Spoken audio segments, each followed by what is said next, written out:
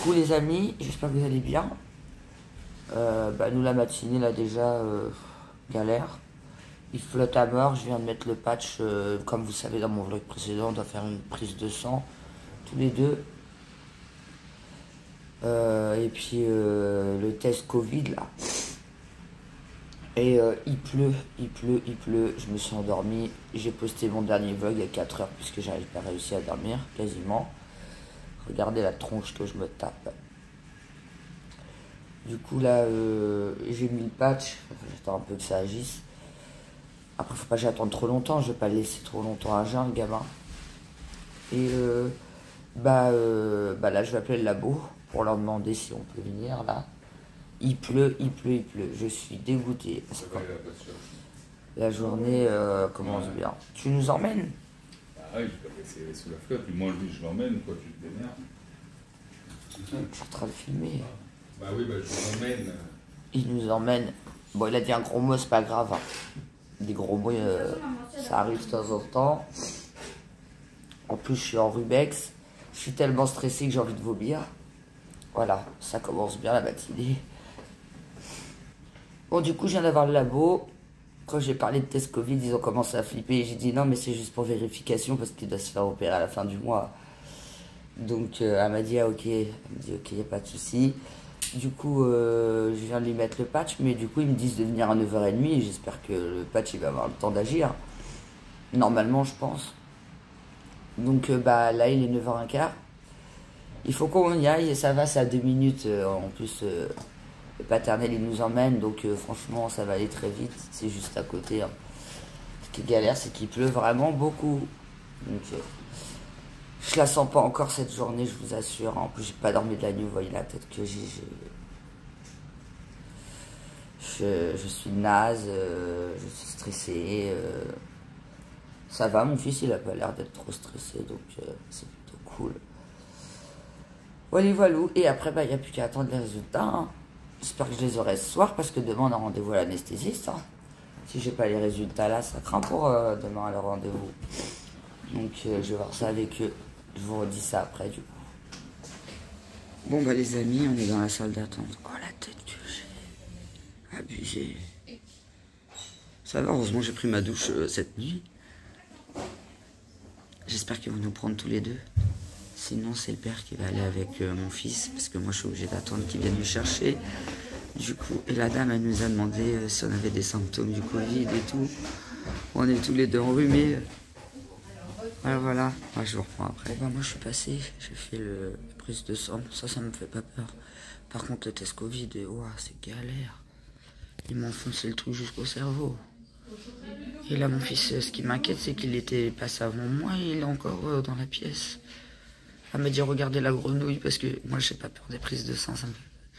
Mais j'aime pas regarder. Donc là, je vous raconte pas le stress. Bonjour. Je vous raconte même pas le stress, là. J'ai hâte qu'ils sortent.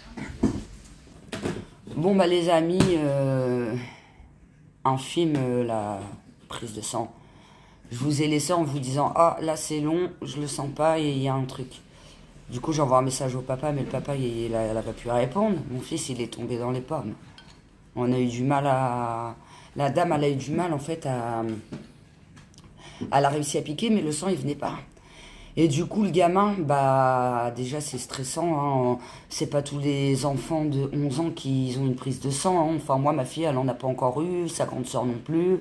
Je connais pas beaucoup d'enfants qui se sont confrontés à avoir une prise de sang. Déjà, nous, les adultes, on n'aime pas ça. Imaginez à 11 ans, quoi. Alors, déjà, il stressait pas. Elle pique, ça le fait. Le sang, il veut pas venir. Du coup, il est tombé dans les pommes. Pas de chance, quoi. Quand je vous ai dit, si j'ai pas dormi de la nuit, c'est parce que j'avais peur de ça. La dernière fois, il avait un petit bouton. Et puis, j'ai voulu lui enlever. Et pareil, il est parti en convulsion comme ça. Les yeux se sont retournés. En fait, mon fils, il a peur de tout ça. Des trucs médicaux et tout, ça l'angoisse. Comme moi aussi, ça m'angoisse.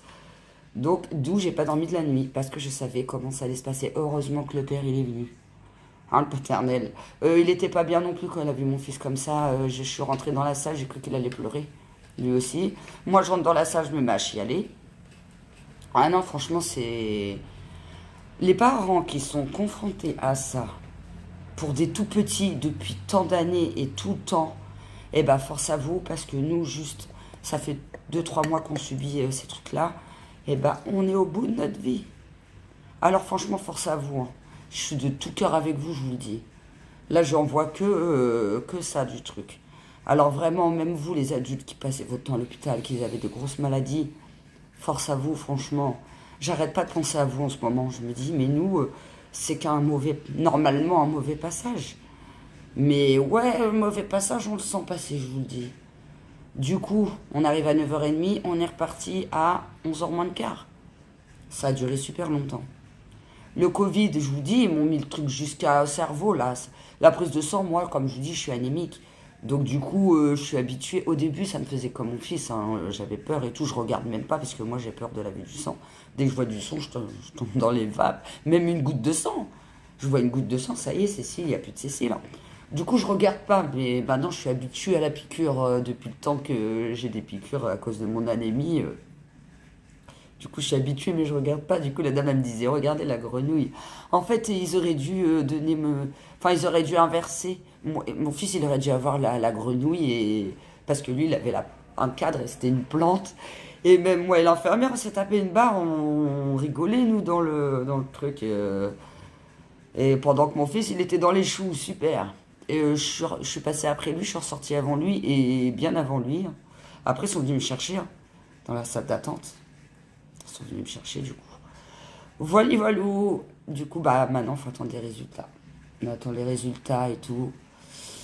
Et le médecin, il l'a arrêté une journée. Et j'ai dit, non, mais je veux pas le mettre à l'école. Bah là, il est parti se coucher, pas bien. On avait pris de petits déjeuners pour après, tout ça. Il a pas voulu manger, il a juste bu un verre d'eau. Il veut pas manger, rien, il a envie de vomir, il est trop stressé. Vivement que ça s'arrête, parce que là, j'en ai marre. Non, mais après, quand ils vont lui retirer le truc dans le nez, il va y avoir un suivi. Sauf que moi, je ne supporte pas les endroits publics. Déjà, pour aller à l'inter, je n'y vais jamais toute seule. Je vous dis, je sors jamais toute seule. Je sors soit avec mes enfants, soit avec mon mari, ou avec tout le monde, quoi. Mais je sors jamais toute seule, en fait. Pour moi, c'est l'angoisse de sortir toute seule. Je fais de l'anxiété sociale. Voilà, voilà, les amis, les petites nouvelles. Bon, allez, faut que ce passage-là, il passe très vite, parce que j'en ai marre. C'est que le début, la blague. J'ai envie de pleurer, je suis dégoûtée pour mon fils. Je me dis franchement... Mais après, je me dis, j'ai pas le droit de me plaindre parce qu'il y a des enfants qui vivent pire. En même temps, je suis bleue et en même temps, je me sens coupable de me plaindre. Je sais pas, c'est bizarre, je me retrouve un peu dans une situation stressante et je m'en veux et... Enfin, vous avez compris, quoi. Allez, voilà. Bon, allez, je vous reprends après. Bon, bah, le loulou, il commence à avoir faim. J'étais le voir, là, il est 14h30 presque, 19. Il commence à avoir faim. Du coup, j'ai dit qu'il se force pas à manger un truc salé. Au pire, il mange un truc sucré, vu que même la brioche, ce matin, elle n'est pas passée. J'ai envie de vomir, je suis trop stressée. Et le docteur, il m'a rappelé ce matin, mais j'étais au téléphone avec quelqu'un d'important. Et du coup, je pensais pas que c'était un appel du médecin, quoi. Bah, il m'a appelé ce matin, j'espère que c'est pas pour me dire qu'il y a le Covid dans le coin. Sinon, c'est clair que l'opération, elle est décalée. Hein. J'ai peur. Oh, c'est la galère. J'en ai marre. Je sais, vous allez me dire, arrête de te plaindre, il y a des gens assez pires. C'est pas parce qu'il y a des gens qui sont pires qu'on n'a pas le droit de pas aller bien. Il y a des gens qui sont mieux aussi. Hein. Il y a des gens, ils ont de la thune, ils sont bien, ils ont jamais rien.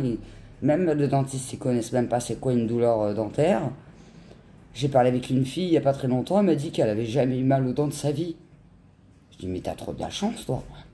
Qu'elle avait même jamais été au dentiste, d'ailleurs. Hein. Mais c'est une chance de malade.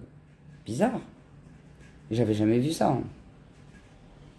En tout cas, nous, en ce moment, c'est pas trop ça. J'espère que c'est pas le Covid. Parce que ça fait une semaine... c'est pas pour vous écœurer, mais ça fait une semaine qu'on se vide et tout, là. On est en faiblesse, on n'arrive pas à manger, on a envie de vomir, on n'est pas bien. Hein. C'est pour ça qu'on n'a pas pu rester à l'hôpital.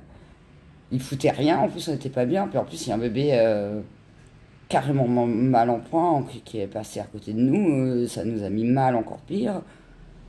La dame, elle était trop longue. On s'est dit, on peut pas passer la nuit là-bas, ça va pas être possible. Pour ça, j'ai décidé de faire la prise de sang en laboratoire, comme ça. Puis mon fils, il peut se reposer et ne pas voir tout ça. C'est choquant d'aller aux urgences pédiatriques parce que j'ai vu des bébés, des enfants qui étaient malades, ils sont endormis comme je vous dis, ils sont endormis sur les chaises, ils avaient l'air vraiment mal en point. Et c'était particulier, quoi. Voilà. Bon, bah, il commence à avoir faim, je me dis que c'est bon signe, c'est cool. Je voulais faire une petite sieste avant d'aller faire 2-3 courses et d'attendre les résultats. Mais comme le médecin m'a appelé ce matin et qu'il ouvre qu'à 14h30 le secrétariat, du coup je suis obligée d'attendre. Allez, dans 10 minutes c'est ouvert. J'espère que c'est pas le Covid, hein. Bon bah du coup j'ai eu le médecin et il veut nous voir pour interpréter la prise de sang. Ah bah c'est pas plus mal puisque demain on doit voir l'anesthésiste. Donc autant savoir les choses tout de suite. Je sais, je suis avec mon vieux jogging pourri. Je suis parti comme ça, la prise de sang, clairement, je me suis même pas pris la tête.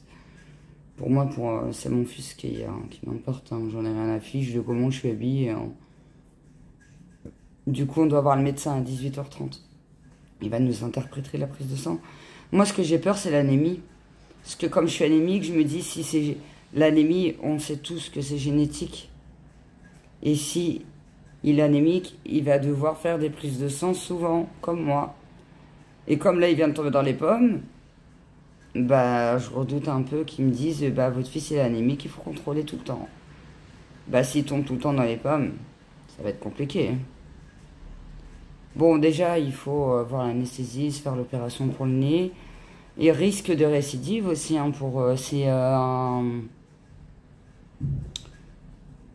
Ils disent pas polype, mais moi, mon médecin, il dit polype. En fait, c'est une excroissance qui a poussé dans le nez. C'est quand on est enrhumé beaucoup, souvent, et ben, il peut y avoir une boule de sang qui se forge dans le nez. C'est ce qui s'est passé pour mon fils. C'est vrai que début juin, il faisait pas beau.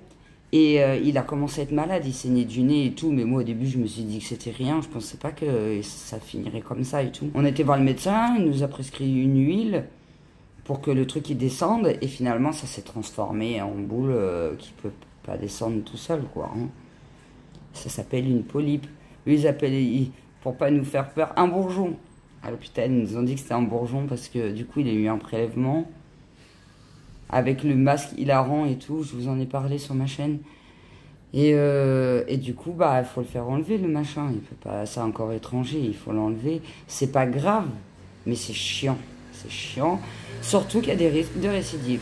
Ils vont devoir, vous savez, pour les gens notamment qui saignent souvent du nez, il faut qu'ils se fassent au laser brûler les vaisseaux du nez. Pour éviter que ça ressaigne tout le temps, parce que les gamins qui saignent tout le temps du nez, pour eux c'est la galère aussi. Bah lui, il va falloir qu'il fasse ça. Et il va falloir qu'il se fasse contrôler, ils m'ont dit à peu près une fois tous les 3 mois. À condition que ça ne revienne pas. Si ça revient, je vais avoir les nerfs, hein, sérieux. Voilà, bah je vais attendre le rendez-vous du docteur, le prise de sang. Je veux pas que l'opération soit décalée parce que avec le froid, il a mal. Ça lui fait mal et tout. Au début, il avait pas mal. C'était l'été, il fait chaud, il a pas mal. Mais maintenant, il fait froid. Le froid, il est en train il saigne du nez et tout. C'est la galère. Du coup, j'ai pas envie que l'opération soit décalée. J'ai vraiment envie qu'il lui enlève ce truc-là. Et que ça revienne pas, surtout. Et qu'il soit pas anémique. L'anémie, c'est pas grave, c'est pas une maladie incurable, mais c'est chiant parce que moi, pour ma part, je prends des compléments alimentaires, j'ai des problèmes de nutrition à cause de ça. Après, il y a la dépression sévère qui va avec aussi. Mais l'anémie, ça n'arrange rien. Du coup, déjà, quand je suis dans ma période où je me sens pas bien, et qu'en plus je suis en pleine crise d'anémie, ben, vous pouvez être sûr que je mange pas. Et des fois, je mange pas pendant une semaine, hein. Mais je mange rien. Je bois de l'eau, du café, Mais je mange rien. Je sais même pas comment je fais pour tenir debout. Les grands anémiques, c'est difficile à vivre. Franchement, c'est pas une partie de plaisir. Hein. Moi, j'ai des prises de sang souvent parce qu'il faut contrôler. Contrôler, sachant que je ne mange pas. Contrôler le taux de sucre. Le taux de sucre, je mange même pas de sucre. Quand je mange, c'est à la limite, je vais manger plus salé. Je mange pas du sucré déjà. J'en mange, mais vraiment rarement. Je suis plus salé que sucré, quoi. En tout cas, faut contrôler. Voilà. Allez, je vous saoule pas plus longtemps. Je vous reprends après quand on aura vu le médecin, du coup. Là, la secrétaire m'a dit, faites une bonne sieste avec votre fils. Essayez de vous remettre bien. Et puis, quand vous venez, au moins, vous serez déjà reposé. Parce que c'est vrai qu'on n'a pas beaucoup dormi. Trop stressé. C'est pour ça que je plains les gens qui sont tout le temps confrontés à ça, quoi. Tout le temps confrontés aux hôpitaux et tout. C'est forçage, hein, vraiment. Pour l'avoir vécu juste 3 mois, je suis au bout de ma vie. Alors imaginons, ça m'aurait arrivé depuis 20, 15 ans. Non, c'est dur. Franchement, c'est difficile, tous ces trucs-là. Bon, allez, bref. Ça va aller mieux, Cécile. Faut s'en remettre. Faut se dire qu'il y a pire. Mais c'est ça que je vous dis, il faut se dire qu'il y a pire. Pour se soulager, pour faire quoi? Pour se dire, oh bah l'autre il est pire, je dois pas être triste. Mais moi ça me rend encore plus triste qu'il y ait pire en fait. C'est ça le truc. On doit se dire qu'il y a pire parce qu'on doit se rassurer. Se rassurer qu'il y ait pire. Moi je dis qu'il faut se dire qu'il y a mieux. Je sais pas. On ne sait pas comment penser dans ces situations-là. Oui, aussi, j'ai oublié de vous dire. Ça, c'est super important parce que c'est un truc qui m'a quand même beaucoup marqué. Quand on est parti, j'ai dit, ouais, j'en ai marre, tout, vous foutez rien. Mon fils, il voit que des enfants malades, il a déjà peur des hôpitaux, il est angoissé. En plus, il voit tout ça, ça l'angoisse encore plus et tout. On s'en va, quoi. En plus, faut savoir qu'on a la gastro depuis un moment et qu'on est en faiblesse. On veut rentrer, on en a marre, quoi. 3 heures pour une radio. Vous savez ce qu'il m'a répondu, le docteur? Il m'a dit, vous payez rien. Je dis, de quoi on paye rien? Je dis, on paye une mutuelle. En gros, il insinue qu'on est CMU. Il n'a pas regardé le dossier, le connard. En gros, on est CMU, on mérite d'attendre et on est des gros cassos et il faut qu'on attende. Et la vérité, c'est qu'on n'a même pas de CMU, on paye la mutuelle. On paye. Il me dit quoi? Vous payez pas, de toute façon, en gros, vous avez que votre tronche à fermer, quoi. C'est quoi ce docteur? Et si je reviens aux urgences après, là, pour mon fils, et je tombe sur lui, mais j'en veux même pas du docteur, je lui dirai pourquoi. Hein. Je dirais non, la dernière fois, il a dit, on paye rien, on va se faire foutre. Donc, c'est lui qui va se faire foutre, il soigne pas mon fils, en gros. Ouais, je sais, moi, je suis comme ça. Hein. Je suis quelqu'un de très gentil, mais quand je me mets en colère, je rigole pas. Et lui, il nous dit, on paye rien. Alors lui, il m'a scotché. J'avais envie de lui mettre une pêche. Les amis, on ressort du docteur. La prise de sang pour mon fils, nickel, il a rien de particulier.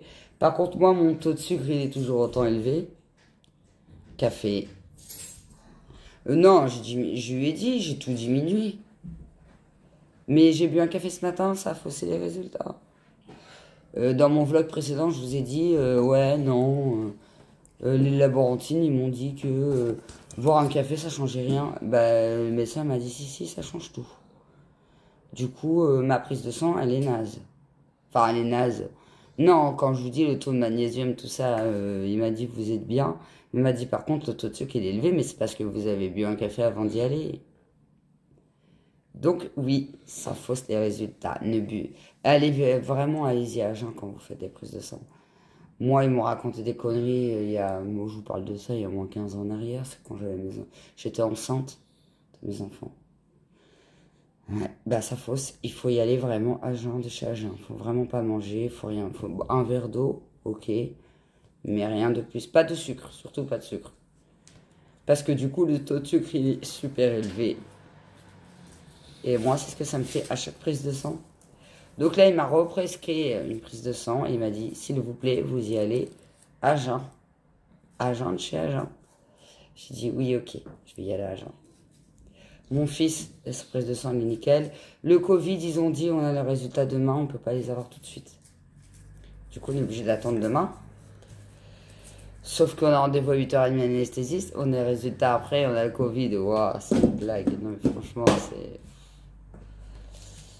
Ouais, je suis un peu verte. Mais bon, je me dis qu'il faut faire avec. Hein. J'en ai marre d'aller dans les laboratoires, les médecins, les trucs et tout là.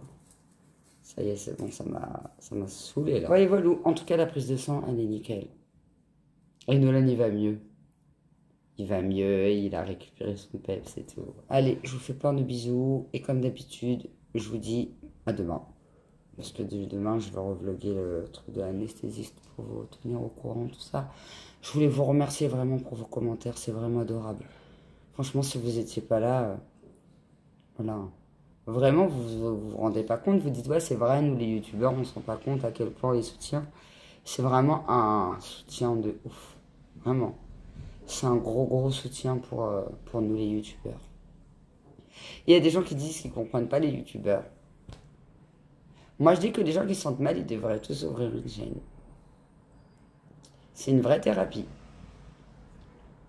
Bisous les amis, les best, les meilleurs. À bientôt.